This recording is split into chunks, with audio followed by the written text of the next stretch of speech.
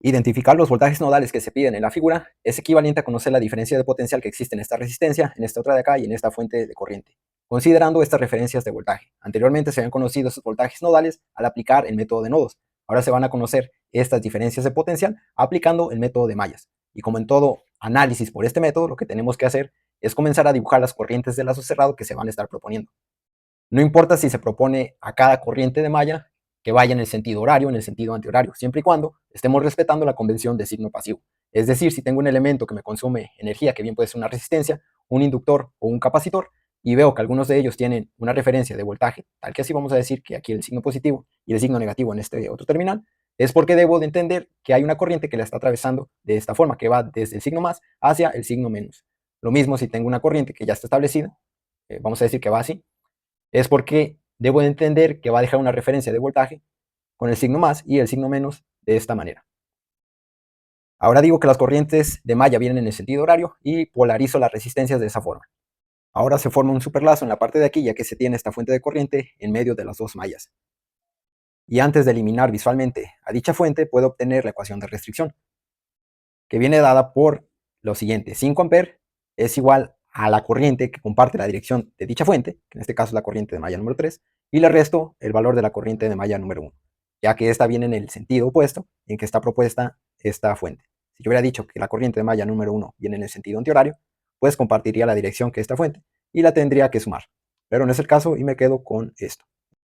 Ahora sí puedo eliminar a la fuente de corriente y con ello aplicar la ley de voltajes a los lazos que tengo en el circuito. En este caso yo voy a decir que este es el lazo número 2 y este es el superlazo. Para la malla número 2 se llega a la siguiente ecuación. Y aquí estoy identificando esta resistencia con este símbolo en la parte de aquí para no confundirla con la otra de acá. Esta expresión también la puedo obtener si sumo todas las resistencias que están presentes en la malla que voy a analizar, en este caso la malla número 2. Entonces sumo esta resistencia de 2 con esta otra de 2 para obtener el valor de 4 ohm y lo multiplico por el valor de la corriente de malla número 2. Si aquí tuviera una resistencia que tiene el valor de 3 ohm, pues también tendría que considerarla y lo sumaría en la parte de aquí para obtener 7 veces la corriente de malla número 2. Ahora tengo que identificar resistencias compartidas, aquellas que no solamente se ven afectadas por la corriente de malla que estamos analizando, sino también por otras más. En este caso sería la resistencia de 2 y también esta otra de 2, ya que se ven afectadas por esta resistencia, esta corriente y esta otra corriente. Entonces lo que hago es restar el valor de esa resistencia siendo multiplicada por la corriente que la atraviesa. En este caso sería menos 2 veces la corriente 1 y también menos 2 veces la corriente de malla número 3. Esto lo igualo al valor de la fuente de voltaje que está ahí. Esta expresión es la misma que está marcada en la parte de acá.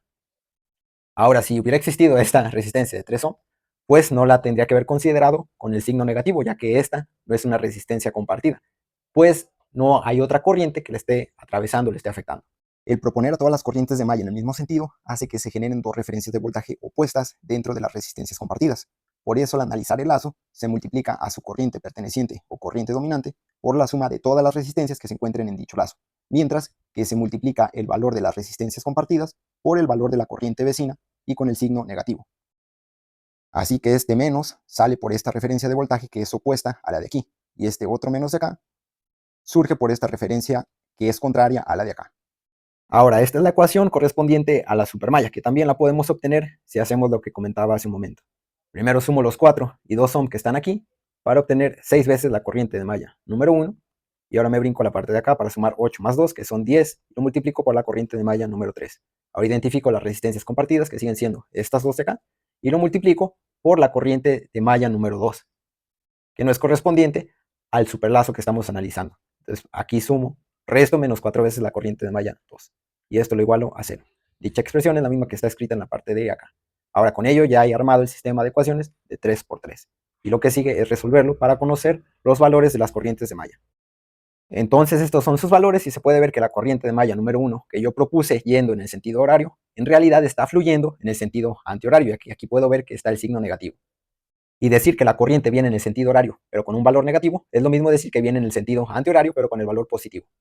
Con ello se puede encontrar el voltaje presente en la resistencia de 8 ohm, que equivale al voltaje nodal número 3. Y para ello se multiplica el valor de dicha resistencia por el valor de la corriente que la atraviesa, que en este caso es la corriente de malla número 3. Y esta tiene el valor de 2.5. Entonces multiplicando se obtiene que el valor de voltaje en dicha resistencia equivale a 20 volts. Esta es la respuesta para el voltaje nodal número 3. También se puede conocer el voltaje en esta resistencia si multiplicamos dicho valor de 4 ohm por el valor de la corriente que la está atravesando, que en este caso es la corriente de malla número 1. Y le encontramos que tiene el valor de menos 2.5.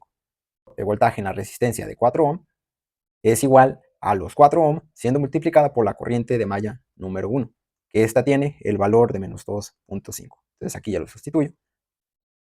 Y se encuentra que existe un voltaje de menos 10 volt. Hay menos 10 volt con esta referencia de voltaje, más, menos. Pero a mí lo que me interesa conocer es el voltaje con esta referencia, o sea, invertida. ¿Y cómo obtengo esa referencia de voltaje? Pues multiplico el voltaje presente en dicha resistencia por el valor de menos 1, que es lo mismo que hacer esto, menos el voltaje en la resistencia de 4 ohm. Menos por menos 10 es igual a 10 volt, con esta referencia, más, menos. Entonces voy a borrar lo que tengo aquí y escribo que tengo 10 volt. Esto es equivalente al voltaje nodal número 1. Para conocer el voltaje nodal número 2, que equivale al voltaje en la fuente de corriente, voy a aplicar la ley de voltajes en este lazo de aquí o en este lazo de acá. Me interesa esta referencia de voltaje en la fuente y para eso hay que encontrar previamente el voltaje en la resistencia de aquí utilizando esta referencia que viene dada por la expresión que tengo marcada en la parte de acá, o también usando esta otra referencia de voltaje si uso la expresión marcada en la otra parte de aquí. Voy a utilizar esta última que marqué y voy a borrar lo que tengo en la parte de acá. El voltaje en esta resistencia con esta referencia es equivalente a la expresión que está aquí. Voy a multiplicar los dos ohm por la corriente de malla número 2, que equivale a 2.5, y le voy a restar el valor de la corriente de malla número 1, que tiene el valor de menos 2.5. Este menos con este menos me da un valor positivo, y queda 2.5 más 2.5, arroja un valor de 5 amperes, multiplicado por el valor de 2 ohm, que me arroja un valor de 10 volt. 10 volt con esta referencia de voltaje. Ahora sí puedo aplicar la ley de voltajes a este lazo marcado en la parte de aquí. Entonces la sumatoria algebraica de voltajes en este lazo equivale a 0 volt. Y decimos que es una sumatoria algebraica ya que los voltajes están referenciados. Aquí con el más, menos y más menos. Puedo comenzar a realizar la sumatoria por el lado que desee. Por el caso, voy a iniciarlo por la parte de aquí. Entonces si subo por la parte de acá, voy a toparme con el valor de voltaje en esta resistencia, pero con el signo negativo. Entonces sería menos el voltaje que está presente en la resistencia, que son 10 volt. Sigo y me encuentro con el signo negativo, menos el voltaje en la resistencia de 2 ohm, que tiene el valor de 10 volt. Sigo con el recorrido y me encuentro ahora con un signo positivo. Entonces le sumo el voltaje en la fuente de corriente. Y esto lo igualo a 0 ya que terminé el recorrido. Siguiendo esta dirección. Esto igualado a 0. Es menos 10 y menos 10 son menos 20. Sumo más la fuente de voltaje, fuente de corriente, igualado a 0 volt. Despejo y encuentro que el voltaje en la fuente de corriente, con esta referencia, es igual a 20 volt. Ahora, si realizo la sumatoria en dirección contraria al que hice, pues también tengo que regresar o llegar al mismo resultado. Voy a comenzarla por la parte de aquí y terminar así.